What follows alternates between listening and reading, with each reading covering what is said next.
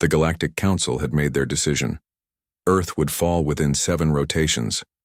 Admiral Vex stood before the holographic display in the war room of the flagship Dominion, watching as nearly 10,000 vessels arranged themselves in perfect formation.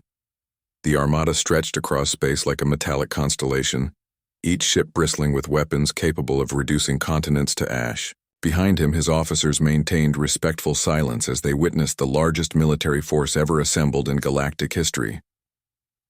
"Begin the approach," Vex commanded, his forearms clasping behind his rigid back.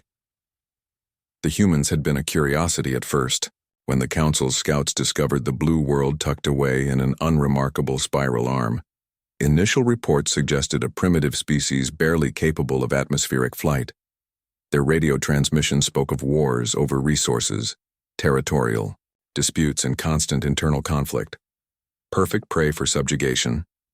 But something had changed in recent cycles. Human expansion had accelerated beyond all projections. Their crewed vessels now ventured to neighboring systems, establishing colonies with alarming efficiency. Worse, they had begun developing weapons that concerned even veteran Council strategists. The decision was unanimous. Humanity would be crushed before they became a threat.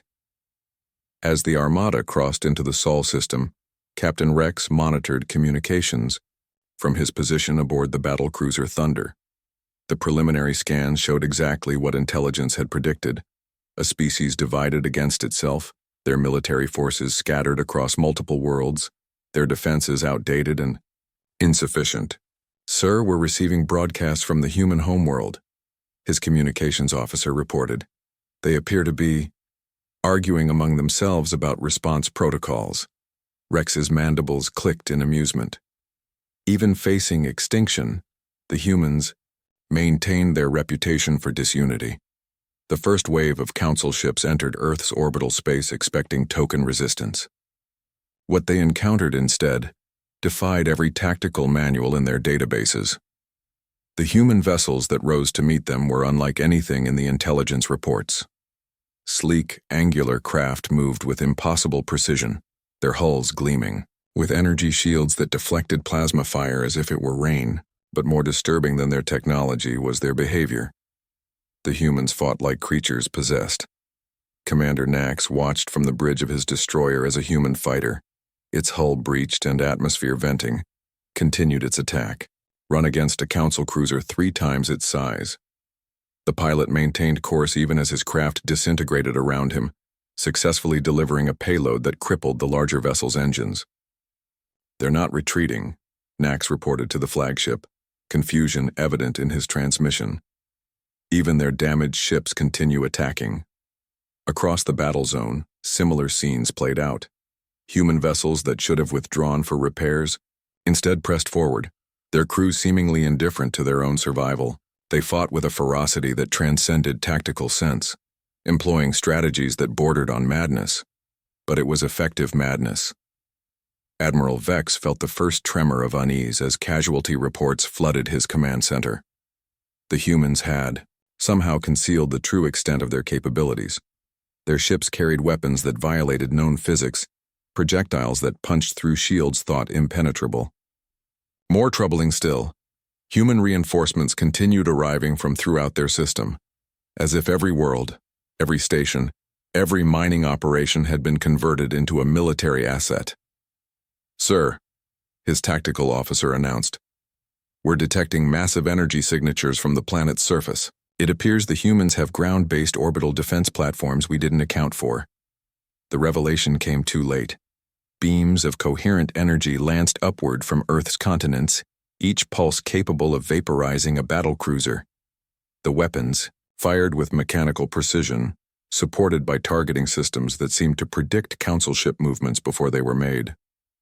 Captain Rex's vessel shuddered under the impact of human missiles that somehow navigated through point defense systems without being detected. Around him, his crew worked frantically at their stations, but their expressions reflected a growing realization that their tactical superiority was an illusion. "All vessels, tactical withdrawal to rally point 7, Admiral Vex finally ordered, his pride warring with survival instinct. "We'll regroup and analyze their capabilities." but the humans wouldn't allow an orderly retreat.